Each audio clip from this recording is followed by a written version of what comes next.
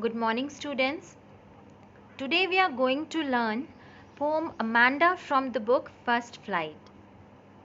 This poem is composed by the poet Robin Glenn. In the poem, the poet has expressed the views of a small girl Amanda about liberty in life. The little girl in the poem, Amanda, is constantly pointed out by her mother for making mistakes, and she feels that her freedom is being curtailed. This girl, Amanda, wants to enjoy her dreamy and fascinating world of childhood. And how does she react to the restrictions imposed upon her by her parent is very interestingly expressed by the poet in the poem. So let's start with the poem.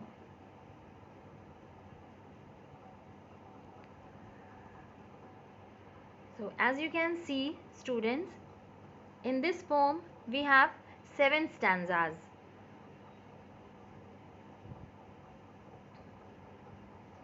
Let's start with model recitation. Don't bite your nails, Amanda. Don't hunch your shoulders, Amanda. Stop that slouching and sit up straight, Amanda. There is a languid emerald sea where the sole inhabitant is me, a mermaid drifting blissfully. Did you finish your homework, Amanda? Did you tidy your room, Amanda? I thought I told you to clean your shoes, Amanda. I am an orphan roaming the street. I pattern soft dust with my hushed bare feet. The silence is golden, the freedom is sweet. Don't eat that chocolate, Amanda. Remember your acne, Amanda. Will you please look at me when I'm speaking to you, Amanda? I am Rapunzel, I have not a care. Life in a tower is tranquil and rare. I will certainly never let down my bright hair. Stop that sulking at once, Amanda. You are always so moody, Amanda. Anyone would think that I nagged at you, Amanda. So students, you have seen that in the poem there are 7 stanzas, but then you will see the style in the poem that 4 stanzas have the same style, like stanza 1, stanza 3, stanza 5 and stanza 7. These stanzas are spoken by the parent to the child, and other 3 stanzas which are written in parentheses, these are the imagination of the girl child Amanda. So now I start with the explanation of the poem.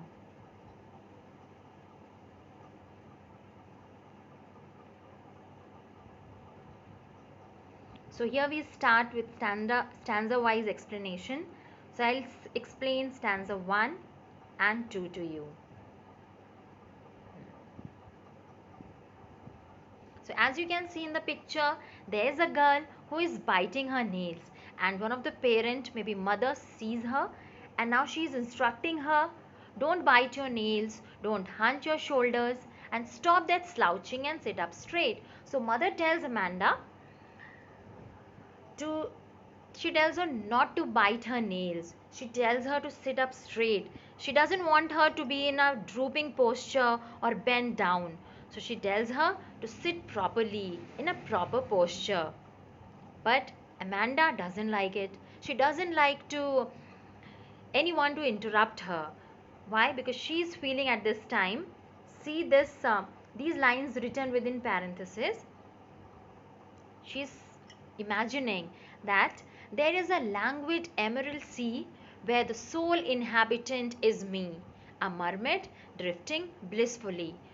In this stanza, Amanda imagines herself to be a mermaid. Mermaid, na, a beautiful sea fairy, she believes, and she feels that in the entire green sea, she's all alone there and she's drifting there blissfully. Drifting means moving slowly, blissfully means happily. So she feels that in the sea she is enjoying herself, where she is moving slowly and happily. Now we come to stanzas third and fourth. Now here again, mother tells Amanda, she asks her whether she has finished her homework, whether she has cleaned her room, whether she has cleaned her shoes. She is reminding her of her duties. But then again, here also, Amanda, who doesn't want to listen to any instruction, she is again in her dream world. She feels that she is an orphan. She believes that children, those who are orphan, are more fortunate than her.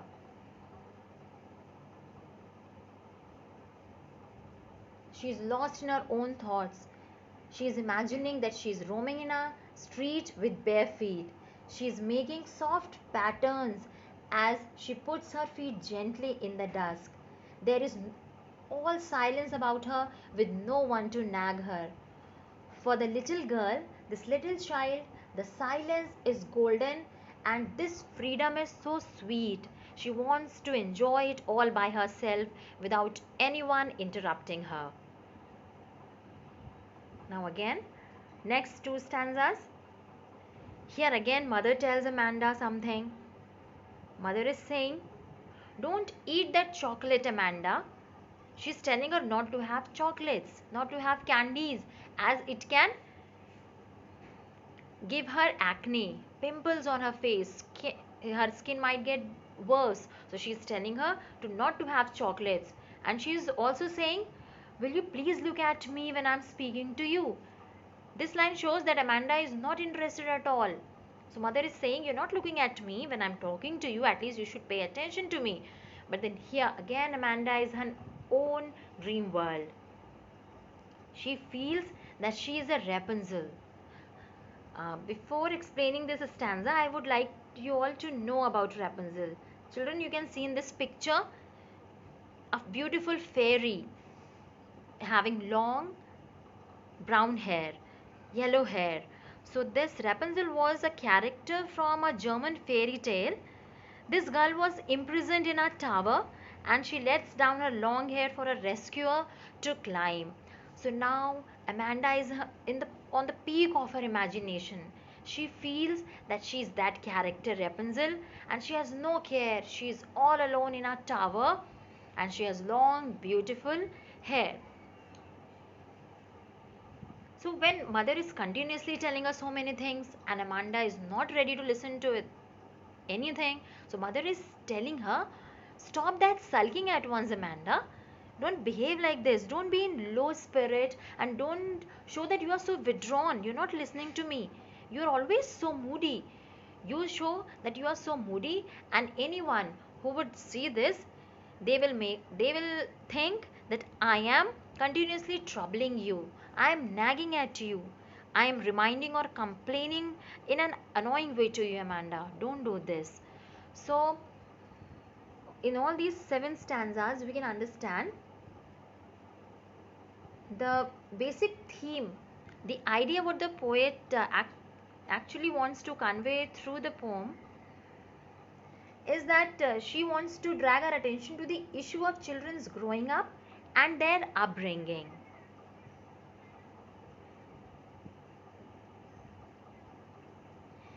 The poem highlights the struggles faced by a child. Indirectly, the poet stresses that children should not be devoid of freedom and spontaneity in their natural growth. The parents have a great responsibility to bring up their children to be good citizens later. They should definitely see that their children do not feel repressed. They have to correct them, but they should see that continuous taunting, nagging, and fault finding might not make them moody. So, this was all about the explanation of the poem. Now we come to the important questions from your exam point of view, what you all are being asked. So, we will discuss the rhyme scheme and literary devices in the poem.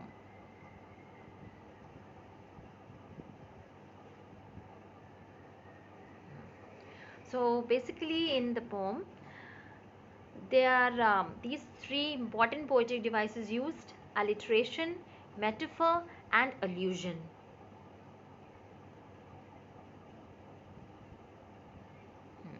So we start with alliteration.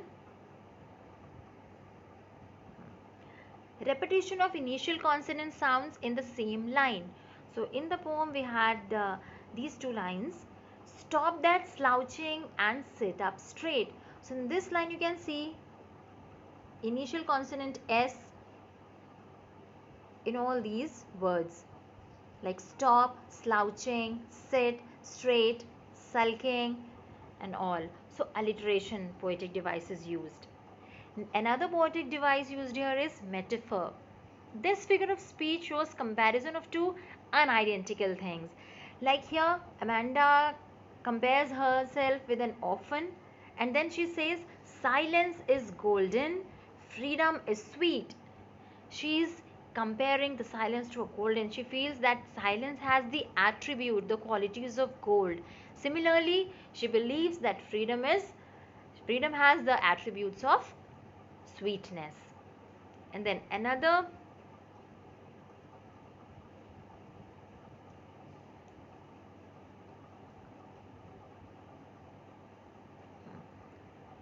then next very important poetic device here uses allusion.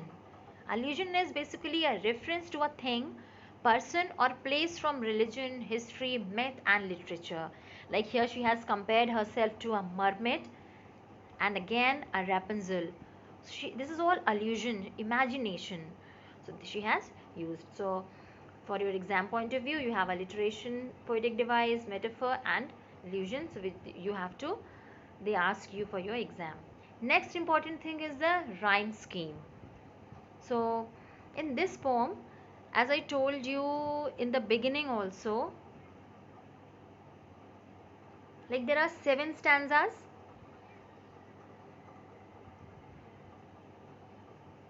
So stanzas 1, don't bite your nails, Amanda. Don't hunch your shoulders, Amanda. Stop that slouching and sit up straight, Amanda. So you will see that the style of the poem is very simple. Stanza 1, again stanza 3, stanza 5, and stanza 7. They all have the same rhyme scheme. A, A, B, A. Everywhere you will see. So you can do this activity. You can so when they ask you about a stanza, like I'll show you in this stanza, did you finish your homework, Amanda? This is A, again A, B, A. So it has the same style, A, B, A. 4 stanzas have the same rhyme scheme, which are the instructions given by mother.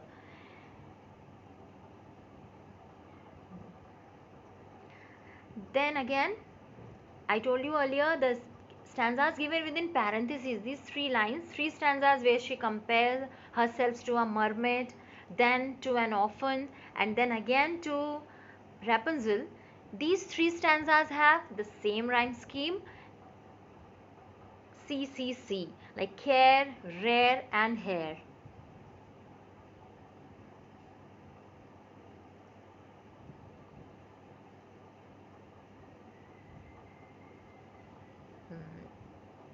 Just a minute, I'll show you. Yes, in this stanza again, like care, rare, and hair, these are the same rhyme scheme. Suppose they give you only this stanza for the exam, so you will have a a a rhyme scheme. It depends how many stanzas are given to you for your exam. So students, I think by now you have understood the poem. It is very interesting poem, and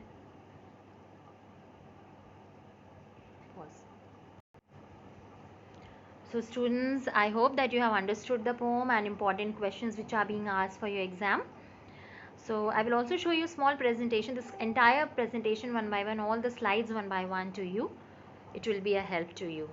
So this small presentation,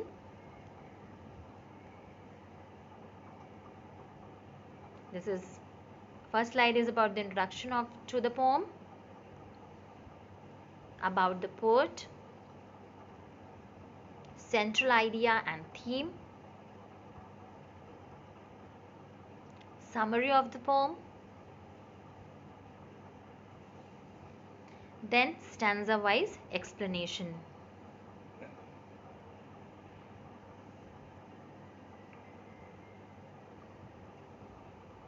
I hope these pictures will take you to the same dream world as Amanda. These are all stanza wise explanation. Then you have literary devices here, rhyme scheme, and then finally the style of the poem that I have already told you about the stanzas. So I hope you have understood. Thank you so much, students.